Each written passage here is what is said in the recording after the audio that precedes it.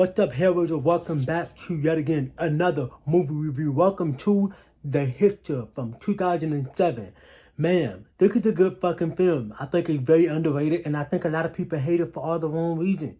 But yes, I am aware that this is a fucking remake of the 1986 version from the 80s, which I'm not that big of a fan for, which I know I'm gonna get some shit for, but I don't give a shit. Before we get into all the good, the bad, and the ugly, let me give you a little bit of plot of what this movie is about. This movie tells a story about two traveling students pick up a hitcher and quickly realize that he's a serial killer and he is looking to frame all his motives on them.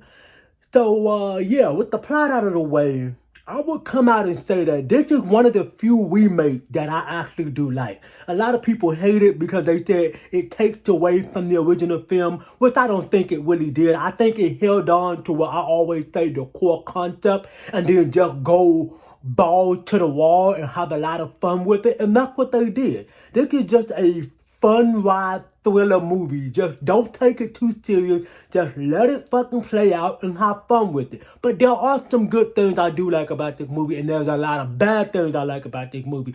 So to kick things off with my first pro will have to be Sophia Bush. I've always have found her attractive. Always. I love her in almost every film she in.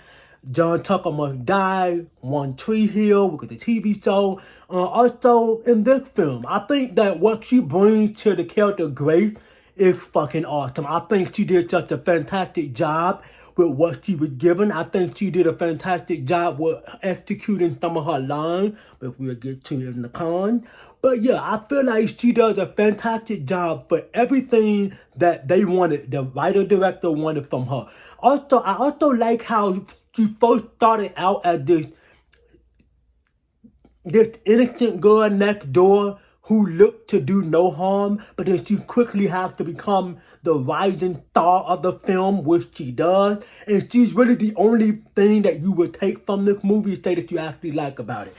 Another pro would have to be Sean Bean. I think that Sean Bean is, I wouldn't say he is better than John Ryder from the original film. He doesn't have that, like that creepy factor that the original had. But I would say what he was given, I think he executed what he felt was necessary for the character. No, I wouldn't say it's above what the 80s have done, but I would say it's still good, you know. I feel like he did his own take. I'm not going to shit on him for that because he felt the need to do what he wanted to do and what the writer and the director wanted. But still, I still think he did a fantastic job with trying to give you that creepy factor about his character. So I think he did a fantastic job as John Ryder.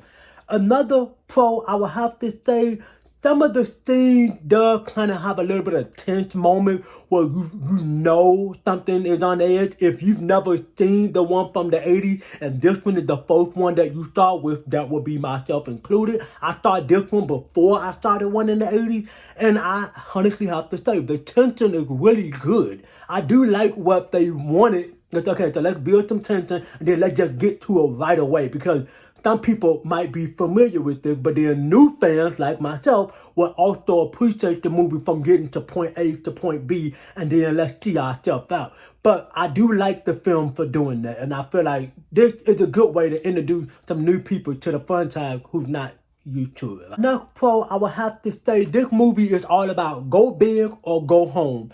And boy, did they fucking go big, because although it's similar to the one in 1986, but it feels like its own movie, despite the fact that it does have that old school feel to it. But I like the fact that they went big, they threw everything at the wall, and they have fun with it. And I feel like that's what you have to do with a remake. Hold on to the core concept and have more fun. And that they did that here. And to follow along with that pro is what I said earlier, is that it is very fast, simple, and real fucking just go for it. It's a thriller ride film. Let's throw everything at the wall, even though I got some problems with that in my cons. We'll get there. But they have fun. And I feel like that's what you need to do with a fucking film like this. Have fun. Just don't take it serious. Just have fun. Even though I take it serious, because all these years later, I still like the movie because it have fun. And that's what I want from a remake. Give me something similar to the OG film, but change it up a little bit and have fun with it. And they did that here. Another pro, I think, is not going to be in a lot of people pros, but I would have to say I do like the look of the film. It looked like they put a lot of money into the atmosphere and everything. The lighting itself is just really beautiful. The movie is shot very, very beautiful, especially at nighttime when it's raining. I think that's a beautiful scene. I do like the lighting that's inside the car when they sitting in there driving with John Ronald himself. It's a beautiful lit entire scene. There's lighting in at like the motel room that they at, beautiful light there. I love the lighting. I think a lot of people overlook that because they probably just hate the movie so much. In my final pro, I would have to say what I said earlier is Sophia Bush. Now this is a badass final girl. What she brings to Grace at the end, spoiler, what she brings to Grace at the end after she realized that the only way to play the cat and mouse game with John Ryder, she has to do the thing that he do in order enough to get the best of him. So come to find out that John Ryder has got the best of her boyfriend. So he changed her boyfriend to a fucking diesel truck from his wrist, and his leg was changed to another one. And so she has to play the game with him. Kill him or save her boyfriend. So she gets into the car and he say he want to die. But she doesn't have the balls to kill him because that's not in her blood. She's not a killer. So John Ryder said use a waste of fucking space. So he ended up driving off, decapitating her boyfriend's upper half from his lower half. And it was beautiful. They did so. But she realized that I have to kill this motherfucker. That's the only way he's gonna stop. And so she become a badass at the end of the fucking film that she done running. And she going after him with a shotgun, which is a beautiful lit scene, by the way. And that's what I'm saying. I do like a badass final girl. And that's why I always say she is a final girl that a lot of people overlook. And it needs to be stopped. She needs to get her flowers for what she brings to Grace as a badass final girl. Now, moving on into the cons, I would have to say Zachary Kingston, which is Grace's boyfriend, Jim. Zachary in this film, I've seen him in other films he's good at, but in this movie, he got outshined by Sophia Bush by a long fucking mile. I mean, he's really bad. All his lines, the way he delivered his lines in the fucking film was just so poorly executed. I don't think any of his lines was effective for what he tried to bring to the character. I don't think that he was fully aware of what he was supposed to do with his character, or maybe the writer didn't tell him how he wants that line to be said so it can create the impact. I don't know what it was, but it was just something about his dialogue that did not make me feel sympathy for his character when his character died in the film.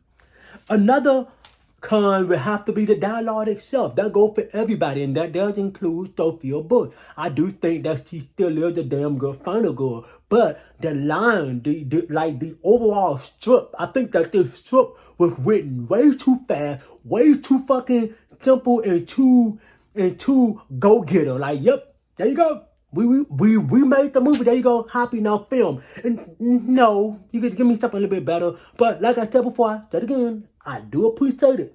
I do. But I have to get lost into the dialogue in order enough to feel something for the characters. But unfortunately for this film, the strip feels so very one note and very too fast. Like, as soon as the movie starts, okay, you know this? All right, now go. Now, there you go. Fast-paced, sloppy-toppy type movie. And it just feels so weird to me. And my final con, I would have to say, is dumb decision. Yeah. You knew this shit was coming. Dumb decisions from the cops, weak-ass cops. Cops would do shit that normal cops would never do. You also got weak characters. throughout the entire movie. Like, the cops are weak. Like, you let one guy get the best of the entire fucking sheriff department once again. How the fuck did that go on? What type of cops are these? Some fucking NPCs from video games? I don't know what the fuck going on there. Then you also have character Chuck and everything. For example, John Ryder would kill people, and our main two lead, Grace and Jim, will go chucking evidence, leaving their fucking fingerprint on everything. Gee, how the fuck did that go on? Then you also have breaking into hotel rooms. That's right, like Grace and Jim break into a hotel room somehow, some way. John Ryder just knew they were there. Like, Jesus Christ. How the hell did that happen is beyond me at this point. But you know what? My overall thoughts is that the Hitcher from 2007, to me, I think is very underrated. I think it's overhated too. I think people just need to calm down a little bit. Just don't take the movie too serious. Just turn it on, turn your brains off, and just watch it. It's literally just a bloody thriller-ride film that takes you from point A, B, so you can see yourself out. That's all it does. But my grade for the film, I will have to give it a C-. I think it's mid at best or best at mid, whichever one people want to prefer. So that has been your review for The Hitcher 2017. Make sure you consider dropping a like on the video, subscribe to the channel, and turn on that bell notification so that when I drop another lit video for the channel, you'll be the first one to get it. And I hope to catch you here in my next video. And I'll see you in the next one. Peace.